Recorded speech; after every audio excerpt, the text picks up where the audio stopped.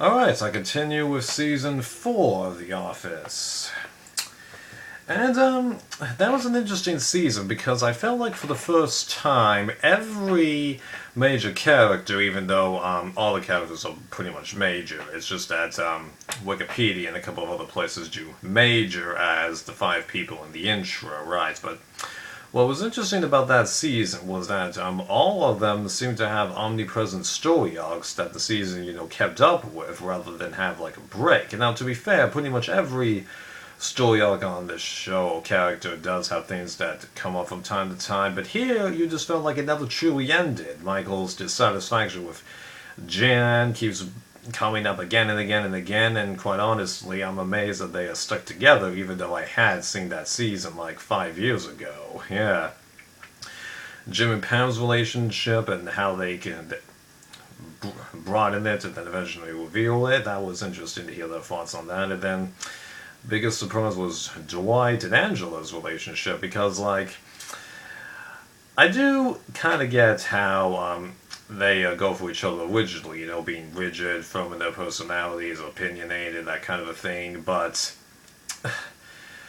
how the writers, were able to take just a simple act of Dwight mercy killing Angela's cat, albeit that was really stupid of him to do, and then continuing it on for the season.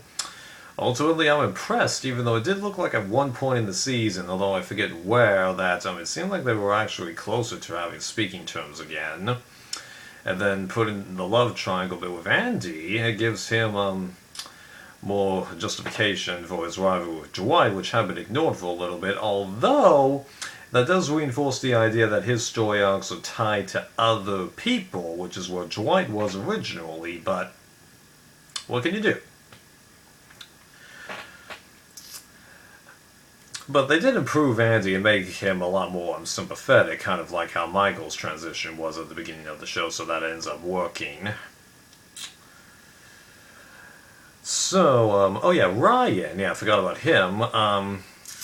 That's an interesting bit, because going from him, mingling in with the people in the office to him suddenly being a lot more removed from the picture, and then, suddenly having more of a dominant hold over the office and then ultimately screwing it up.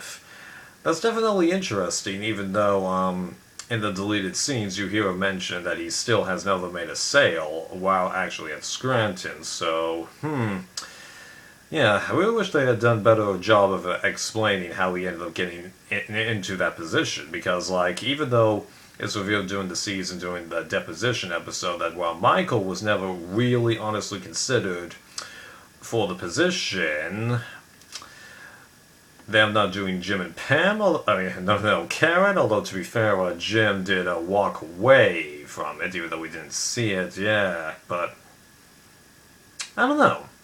Wish we had gotten a little bit more of an explanation on that area, and then, like, Ryan's downfall. Now, to be fair, okay, if you watch the deleted scenes for these episodes, they do give a good amount of forewarning to it, but I still feel like with Jan's termination, that just too much of it happened, away from us. Although, in a way, that does show that the documentary crew is doing what it's supposed to do, because I have read that, at least for the earlier seasons of the show does everything it can to make it seem like, okay, would the cameramen people be able to do this?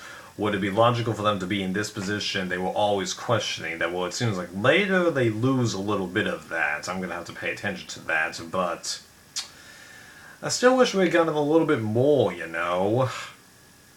It's like, what's the tipping point? That he's just that desperate to succeed? He hasn't totally shown that in the previous seasons, even though, to be fair, could just be a dormant part of his personality, yeah, but, there could be more info from BJ about that, because he is, after all, a writer for the show, so, for all I know, I could just be missing out on some stuff, because even though I am watching the deleted scenes, I'm not necessarily looking up, like, behind-the-scenes information on Dunder or Wikipedia, or listen to the episode commentaries, because given when these DVDs are released, they're a couple seasons ahead in the airing, so I'm going to get spoiled a few things if I do that, so Yeah, but who knows? Maybe I'll do some more looking up on these things when I'm pretty much almost done with the show, right? Anything else to mention that will tackle the main characters? Cheat sheet.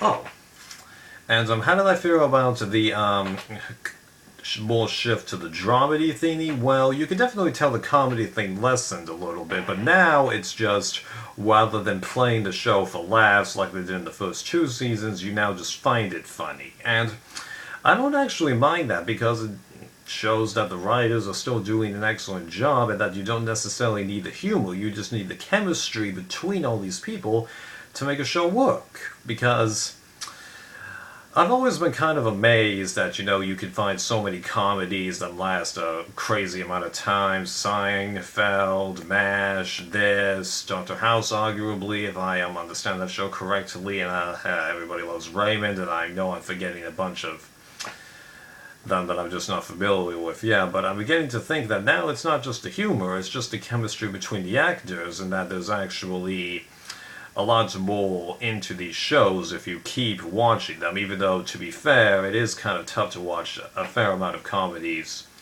in a binge-watch fashion, because just some shows, you just can't binge-watch.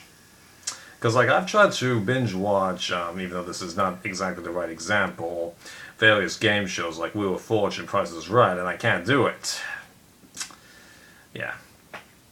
And then as for what the other characters were doing on here, I did like that, and it was nice to see Phyllis being used as a little bit more of a moderator between everybody, and have Stanley get a couple more shining moments, shall we say? Although I wasn't totally happy with what they did with Toby, because I felt like his crush on Pam came up a little suddenly, even though if what I remember from season 5 is accurate, it's actually really needed for him to leave the cast. But I don't know, it didn't entirely suit well with me, even though I don't know why I'm saying this, because I've actually had crushes on two people, and they happened, well, the realization happened just like that.